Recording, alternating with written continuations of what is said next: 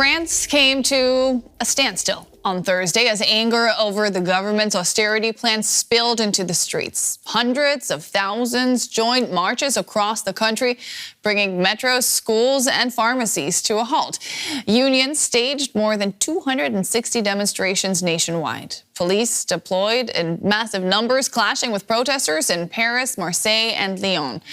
Many accuse President Emmanuel Macron of enriching the wealthy while squeezing ordinary people. Protests are sweeping France. Trade unions are uniting against planned cuts to wages, pensions and public services. Hundreds of thousands march against poverty, inequality and the struggles of low-paid workers. I'm here to defend public services, to also demand more social justice and tax justice, in particular to demand in fact that public money goes back into public services in hospitals, justice and schools, rather than to large companies or in tax gifts to the ultra-rich.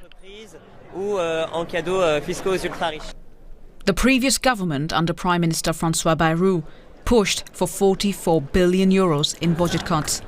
France's public debt has climbed above 3 trillion euros. A heavy burden on its economy. Bayrou lost a no-confidence vote after fierce opposition to his plan. Now, Sébastien Lecornu is in charge. But many fear the new Prime Minister will continue down the same path of spending cuts. Globally, I can understand that there are some situations, in some domains, some professions, where there are salary problems.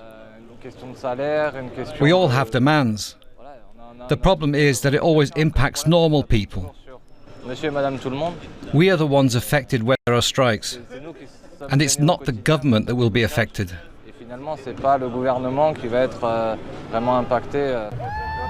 As protests flare, France's Interior Minister warns police will show no leniency. The instruction is to be highly responsive, mobile and proactive. Whenever there's damage, property damage or harm to individuals, we will be uncompromising and relentless. His warning became reality, with riot police charging crowds and tear gas flooding the streets. Some protesters were also left seriously injured. Prime Minister Lecornu now has only weeks to present a new budget. If he fails, France faces more political turmoil. And for ordinary people, it means fresh uncertainty over jobs, wages and public services, as anger spills onto the streets. DW correspondent Lisa Louis was out on the streets today and gave us this report. It was quite a joyous event, I must say, like a giant street party with people chanting slogans, music playing, people dancing, people having sausages. And lots of protesters were telling us that they were here today in France to show their opposition to budget cuts put on the table by the now former Prime Minister François Bayrou, who was ousted in a confidence vote last week. But these protesters here today and across France fear that his measures could be maintained by the new Prime Minister, Sébastien Lecornu, who's a close ally of President Macron's. And the Prime Minister, the new one, has just weeks to deliver a new budget. Do people see him as a fresh start, really, or more of the same? Well, he's supposed to deliver a fresh budget, or a new proposal, really, within a few weeks. He's really busy behind the scenes, we understand, negotiating with the different parties. But many protesters here were telling us we don't believe this is a U-turn. As I said, Sébastien Lecornu is seen as a close ally of President Macron's. And they believe, the protesters believe, that he will also try to impose cuts that will also, take away money from those who don't have much. Protesters here we're saying we need the government to tax the rich, to take away money from, big companies, from those who have a lot of money, and not make cuts, for example, in the healthcare system. That was one thing that the former Prime Minister Bayrou had put on the table. He also wanted to carry out just another unemployment benefit reform, something, measures that are very, very unpopular here in France. Many protesters believe that they need to stay on the barricades to prevent these measures from being put in place. Yep, the prime ministers have come and gone. The one constant is Emmanuel Macron. How much of this anger is falling back on him?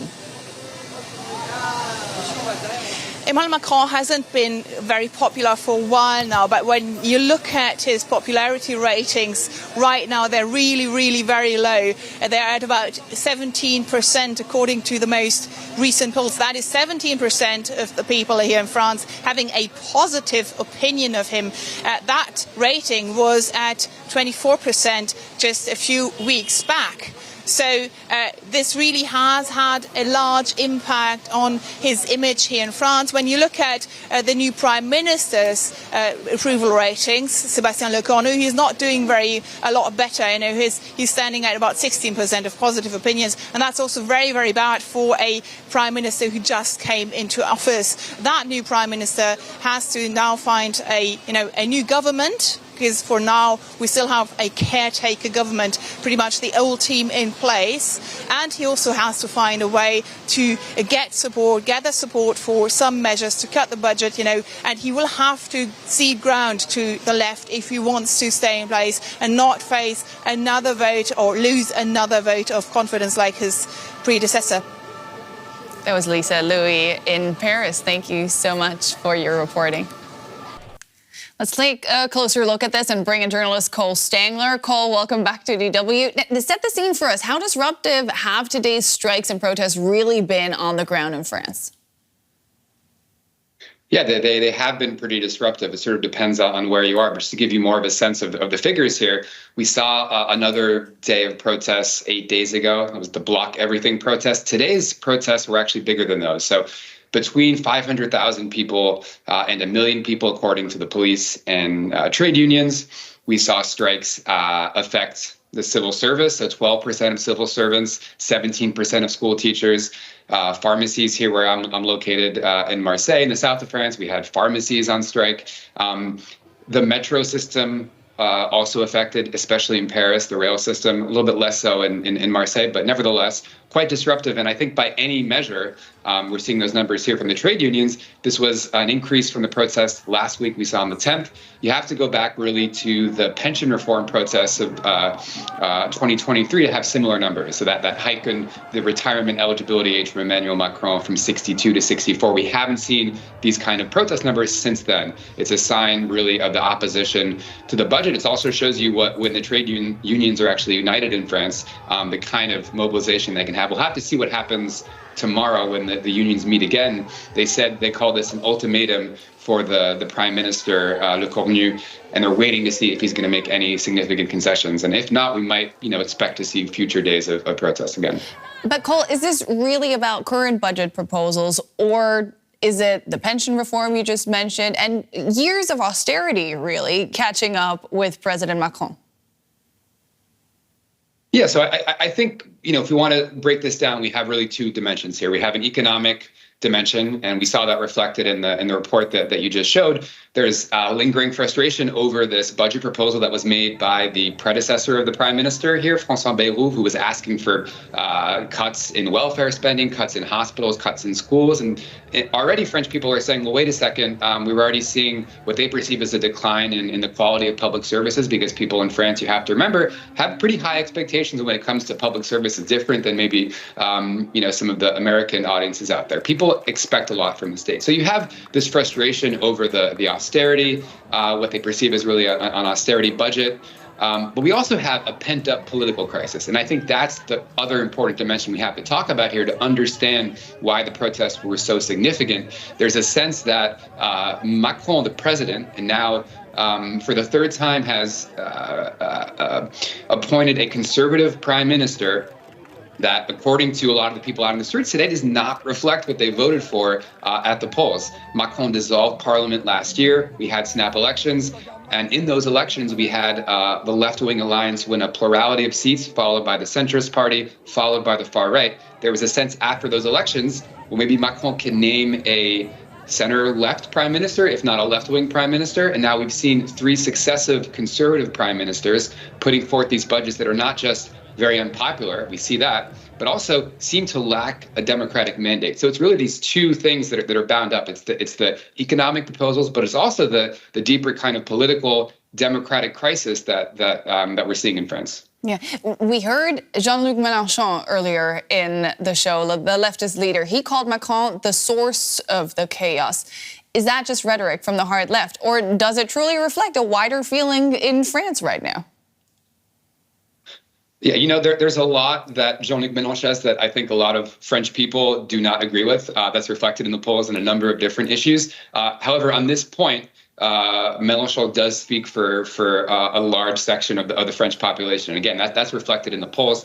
Polls show right now Emmanuel Macron has his lowest approval rating since being elected president, 17% according to an Ipsos poll just a couple of days ago. To give some perspective, I mean, that's lower than Keir Starmer, the pretty unpopular prime minister of the UK. It's even lower than, it's lower than Donald Trump, the historically unpopular president of the US. Macron's very unpopular, and people hold him responsible for this crisis. I want to make another point, and I want to be careful about how I frame this, but, on the international stage, Macron is often perceived as being in conflict with some of these kind of international strongmen. And there are major disagreements that Macron has with people like Donald Trump, with Erdogan, with Putin on issues like Ukraine, issues like Gaza. Of course, there are disagreements.